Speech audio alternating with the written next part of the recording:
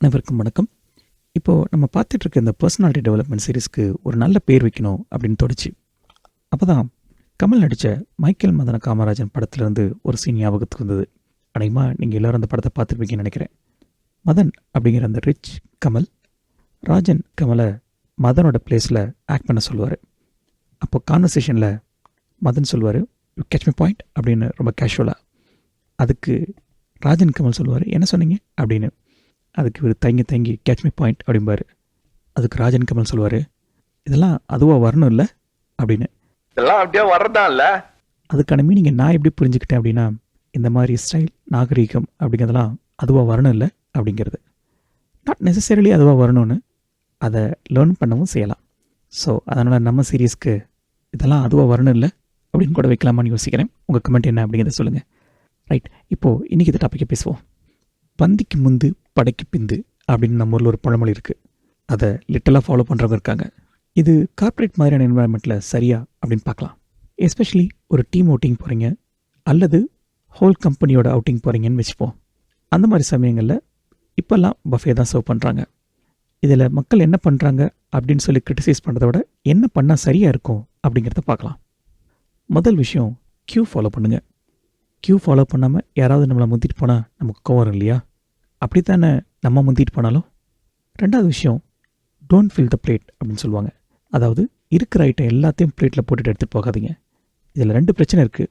ஒன்று, உங்களாலேயும் அந்த பிளேட்டை ஹேண்டில் பண்ண முடியாது. ஒரு ஐட்டம் இன்னொரு ஐட்டத்தோட மிக்ஸ் ஆகிடும். ஸோ அதோட டேஸ்ட்டே கூட ஸ்பாயில் ஆகும். ரெண்டாவது, பார்க்குற மற்றவங்களுக்கு it creates like you are such a mean person. என்னதான் நம்ம நாகரிகம் அடைஞ்சிருந்தாலும் இப்படி பிளேட்டை ஃபில் பண்ணிட்டு போகிற ஒருத்தரை பார்த்தா நம்ம என்ன சொல்லுவோம்? சோத்து சத்தம் போல இருக்குது அப்படியும் இல்லையா? அதே தான் நம்ம பிளேட்டை ஃபில் பண்ணி எடுத்துகிட்டு போனாலும். ஸோ முடிஞ்ச வரைக்கும் அவாய்ட் பண்ணுங்கள். மூணாவது, ரொம்ப ரொம்ப முக்கியமான ரூல். ஃபஸ்ட் ரவுண்ட் நீங்கள் சில விஷயங்கள் எடுத்துகிட்டு போயிருக்கீங்க. உதாரணத்துக்கு ஸ்டார்டர் எடுத்துகிட்டு போயிருக்கீங்க, அதை ஃபினிஷ் பண்ணிட்டீங்க அப்படின்னா அதை ரீஃபில் பண்ணுறதுக்கு அந்த க்யூவில் ஸ்டார்டருக்காக வெயிட் பண்ணுறாங்க இல்லையா முதல் ரவுண்டு, அவங்க முடிக்கிறதுக்கு முன்னாடி போய் ரீஃபில் பண்ணாதீங்க. It is considered to be a very rude behaviour. இது சொல்லும்போது ஸ்வீடன் மக்கள் ஃபாலோ பண்ணுற ஒரு வித்தியாசமான நல்ல பழக்கம் ஞாபகத்துக்கு வந்தது.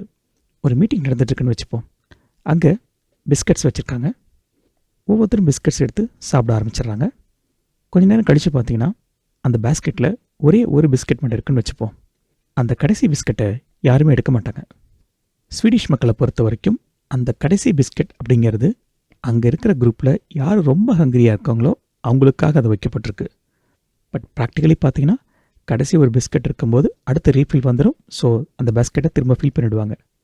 But the point here is they are so gentle. Swedish மக்களை பற்றி இன்னொரு விஷயம் நீங்கள் படிச்சிருக்கக்கூடும். ஒரு குரூப்பில் 10 பேர் இருக்காங்க அப்படின்னா 9 பேருக்கு ஒரு ஒப்பீனியன், இன்னும் ஒருத்தருக்கு மட்டும் வேற ஒரு ஒப்பீனியன் அப்படின்னாலும் கூட மெஜாரிட்டி வைஸ் 9 பேர் சொல்லியிருக்காங்க, அதனால் அந்த தீர்மானத்தை எடுத்துகிட்டு போயிடலாம் அப்படின்னு யோசிக்க மாட்டாங்க. 10ல் 10 பேரும் ஒத்துக்கிட்டால் மட்டும்தான் அந்த தீர்மானத்தை அடுத்த கட்டத்துக்கு எடுத்துகிட்டு போவாங்க. This is call consensus.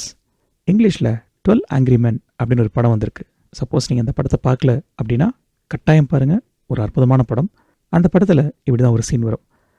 12 பேரில் 11 பேர் ஒரு சின்ன பையன் கொலை பண்ணியிருக்கான் அப்படின்னு சொல்லுவாங்க. ஆனால் ஒரே ஒருத்தர் மட்டும் இல்லைன்னு சொல்லுவார். இப்படி 12 பேர் இருக்கிற ஜூரியில் கன்சென்சஸ் வந்தால் மட்டும்தான் தீர்ப்பு என்னன்னு சொல்லுவேன் அப்படின்னு சொல்லி ஜட்ஜு சொல்லிடுவார். ஸோ அந்த படத்தில் இந்த 11 பேர் சேர்ந்து அந்த ஒருத்தரை கன்வின்ஸ் பண்ணாங்களா அல்லது அந்த ஒருத்தர் இந்த 11 பேரை கன்வின்ஸ் பண்ணாங்களா அப்படிங்கிறது தான் it's all about that movie. படத்தில் மொத்தமாக 2 அல்லது 3 சீனாக தான் இருக்கும். மற்றபடி full and full conversation. But ஒரு த்ரில்லர் மூவிக்கான எல்லா எலிமெண்ட்ஸும் அந்த மூவியில் இருக்கும். Such a nice movie. Right, coming back to our buffet system. இன்னொரு கேள்வி நமக்குள்ளே இருக்கும். பஃபேயில் கையில் சாப்பிட்லாமா அல்லது ஸ்பூனில் சாப்பிட்லாமா? பொதுவாக இந்தியன் கல்ச்சரில் கையில் சாப்பிட்றது it's still okay. But Europe யூஎஸ்ன்னு போயிட்டிங்கன்னா பெரும்பாலும் ஸ்பூனில் தான் சாப்பிட்றாங்க. மீனிங் இந்த கட்டரி யூஸ் பண்ணி தான் சாப்பிட்றாங்க. முடிஞ்ச வரைக்கும் நீங்களும் கட்லரி யூஸ் பண்ண கற்றுக்கோங்க. வீட்லேயே பண்ணலாம்.